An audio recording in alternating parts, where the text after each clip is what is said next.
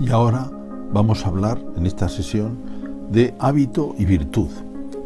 Otra sesión hemos hablado de la belleza, del bien, de la verdad, de la libertad. La última está conectada con la libertad. Hábito y virtud realmente en nuestra cultura no ocupan demasiado sitio.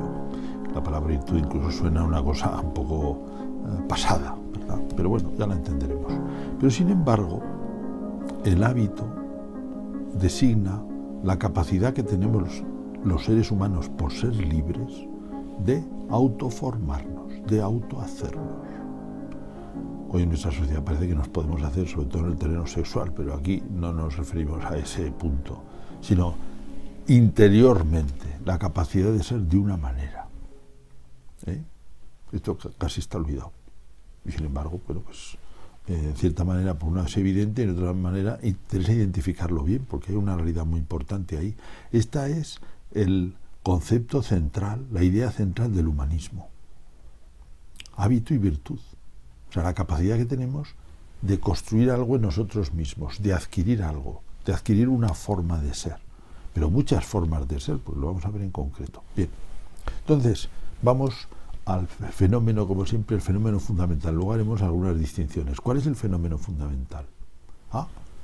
Pues el acto libre, como hemos dicho en otra sesión, el acto libre es un acto donde nosotros deliberamos, pensamos, estudiamos, intentamos hacer una cosa, ponemos intención, y quizá ponemos intensidad, hemos puesto la cabeza, hemos puesto esfuerzo. Bueno, pues ese proceso que tiene esfuerzo, que tiene intención, que tiene atención, que tiene unos recursos donde se aprende algo, esto, en cierta manera, se imprime. Y que la siguiente vez será más fácil. Cuando yo hago lo mismo, será más fácil. Y esto pasa absolutamente con todo. Desde cosas tan sencillas como poner un tapón en una botella, que un niño lo tiene que aprender, o cortar con una tijera, hasta cosas mucho más complicadas, como son, por ejemplo, la capacidad de hacer síntesis, la capacidad de explicarse, la capacidad de hablar, la capacidad de ordenar lo que uno dice. Pues esto también se crea con actos. Y es muy interesante identificarlo, No es que tengamos que volvernos locos viendo cómo nos construimos, pero claro, no da lo mismo hacerlo de una manera que otra al final. Y luego es un fenómeno tan importante, decimos, es que el humanismo, cuando pensaba cómo se hace el ser humano, cómo es el ser humano, se centraba mucho en esto. Desde el humanismo de Cicerón, por ejemplo, hasta el humanismo de Juan Luis Vives, y también el humanismo posterior. Y entonces, los hábitos, ¿cómo se forman? Esto ya lo estudia Aristóteles en la Ética Nicómaco también. Los hábitos se forman por repetición de actos. De actos quiere decir esa inteligencia que ha hecho el acto bien. Bueno, si lo hace mal, creará un vicio. Si lo hace bien, creará un hábito bueno, que se llama virtud. Ya nos ha salido el concepto. Hábito bueno, virtud. Tú haces bien un acto y vas creando una facilidad para hacer algo. De todo, desde cómo escribimos, hasta cómo andamos, hasta cómo pensamos, hasta cómo tratamos a los demás. Pero hay hábitos en todo, muchísimos, porque todo el ámbito, donde quiera que haya un ejercicio libre, hay hábitos. ¿Por qué? Porque justamente se ha dado un acto donde hemos pensado, le hemos dado forma, ha habido intención, ha habido atención, quizá ha habido esfuerzo, y todo eso deja huella. Y lo curioso es que cuando se repite, se consigue que no haga falta tanto esfuerzo. Aquello se haga con más facilidad, con más perfección, porque domino más, y además con gusto, porque da gusto obrar bien. Y esto es desde cuando escribo, hasta cuando pienso, hasta cuando trato a los demás, todo el abanico inmenso, hasta cuando toco el violín, el abanico inmenso de habilidades, de hábitos, de capacidades que adquirimos con nuestra libertad. El ser humano crece y con eso produce lo que llamaríamos una autoformación, que recuerda unas famosas charlas de autoformación de un autor alemán de origen italiano, Romano Guardini, un gran teólogo, que tiene precisamente educando a jóvenes unas charlas sobre autoformación, donde les decía temas importantes, uno de ellos la amistad, la atención, en fin, muchas cosas bonitas. En todas ellas, eso es el humanismo, el cómo crecemos en los grandes aspectos de nuestra humanidad, las capacidades que tenemos que somos capaces de hacer actos. Cuando los actos los hacemos bien y adquirimos esas habilidades, esos hábitos, crecen, nuestras capacidades crecen. Crecen nuestras capacidades intelectuales, crecen nuestras capacidades de trato con los demás, crecen nuestras capacidades, habilidades. Bien, esto nos introduce, digamos, a una distinción. Ya cuando he dicho esto ya aparece una distinción de tipos de capacidades. Una muy general, que es capacidades externas de nuestro obrar externo, capacidades internas de nuestro obrar interno, o hábitos externos, hábitos internos. Los externos, lo que hacemos sobre todo con nuestra mano, pero también con nuestra palabra, con nuestra acción. Nuestra acción es mucho física, ¿no? Evidentemente. Pues manejo, pero también el manejo del habla, por ejemplo. Esas capacidades se llaman habilidades. Y el esquema es muy parecido. ¿Cómo aprendo a tocar el violín? Pues poniendo cuidado en los distintos aspectos que lleva a tocar el violín, entre otros poner muy bien los dedos. Y al principio exige esfuerzo y después se producirá un dominio maravilloso. Es sorprendente la capacidad que tiene el ser humano de moverse y de hacer cosas increíbles, ¿no? En todos los aspectos, de danza, de salto, también de precisión, de arreglo, ¿verdad? Capacidad de manejar un destornillador finísimo y tantísimos instrumentos y de hacer tantísimas cosas, de construir tantísimas cosas. Bueno, todo eso son hábitos adquiridos. ¿Y cómo se hacen? Igual, se hacen mediante actos bien hechos, si no crearemos vicios, ¿no? Si no pongo los dedos bien en el violín, pues nunca tocaré bien. Y si no pongo atención, si no hago, al principio cuesta mucho esfuerzo, y un esfuerzo que se imprime. Cuando eso poco a poco va caminando, se crea la facilidad, se crea la perfección, se crea el gusto. Y esto que pasa externamente, que es evidente en todas las capacidades que tenemos de hacer tantísimas cosas, tantísimas habilidades, también pasa internamente. Eso se ve menos, pero es que es más importante, claro. Entonces, todas las capacidades libres que tenemos son capaces de adquirir hábitos. Podemos adquirir hábitos. Donde quiera hay un acto libre, se crea hábito. ¿Cuáles, por ejemplo? Lo primero, una distinción muy clásica también. 3, vamos a decir.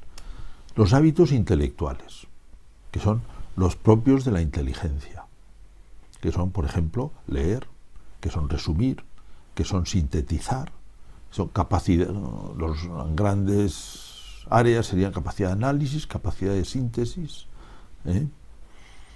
capacidad de ordenar, vamos, incluye muchísimo, porque claro, incluye también la capacidad de manejar el lenguaje, que es el instrumento principal que tiene la inteligencia. La inteligencia no es solo lenguaje, pero es su instrumento principal. El manejarlo, pues claro, es un gran hábito. Y se hace igual, prestando atención y haciéndolo bien, repitiéndolo bien. Por eso uno se da cuenta también en la vida intelectual, que es la vida intelectual es el conjunto de hábitos de la inteligencia, cómo pues aprende a leer, cómo aprende a sintetizar, cómo aprende a hacer un resumen, cómo aprende a hacer una exposición ordenada o interesante. Esto se aprende, sí, se aprende. Y se aprende haciéndolo con cuidado, haciéndolo bien. Bien, primera área, digamos, de hábitos interiores. Los hábitos intelectuales, hábitos de inteligencia. El segundo va al núcleo mismo del obrar humano, que es el acto libre.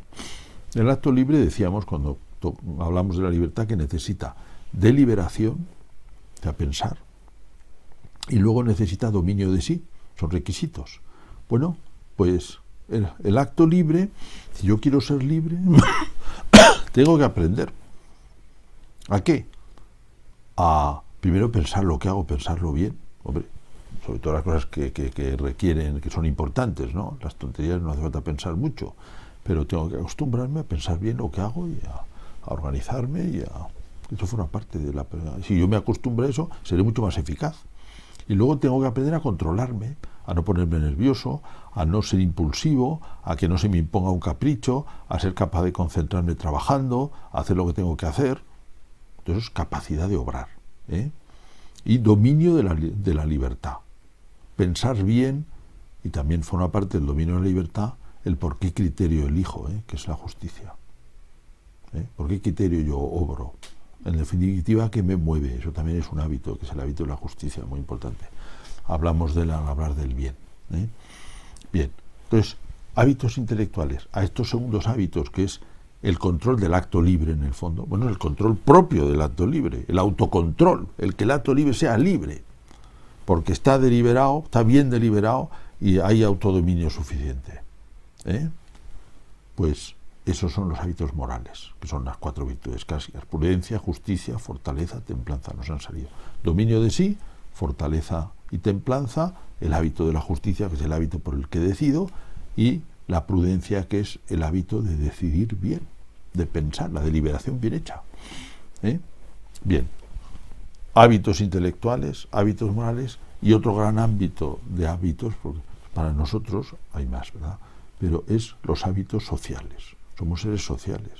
Entonces, la capacidad de comprender, de tratar, de ser simpático, de dar conversación. La conversación es muy importante en la vida social. De participar, de hacerse cargo, de entender, de formar parte. Entonces, esos son hábitos sociales que se desarrollan.